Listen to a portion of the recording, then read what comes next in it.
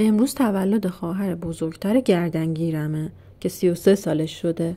میخوام بریم تولد. اینم کوله وسایل ریحانه و پارچه‌هایی که برای پیجم خریدم. بریم میریم دیگه. لباسای اداییمو با نینیم ست کردم و راه افتادیم سمت خونه مامانم. یکم از ریحانه دل کندم و گذاشتمش تا بریم کیک بخریم. این خرگوشه رو ببینیم بچه‌ها. واقعا باورم نمیشه منم چند ماه دیگه میرم توی 30 سالگی. کیک گرفتم بچه‌ها. اینم منم با پیراهن جدیدی که تازه برای پیجم دوختم. خیلی گرم بود هلاک شد. لیوانش اینه لیوانش. اینجا کیکو گذاشته بودیم که چند تا عکس بگیریم ولی همش نگران بودیم ریحانه انگشتشو نکنه تو کیک. ریحانه دست نمیزنه دیگه.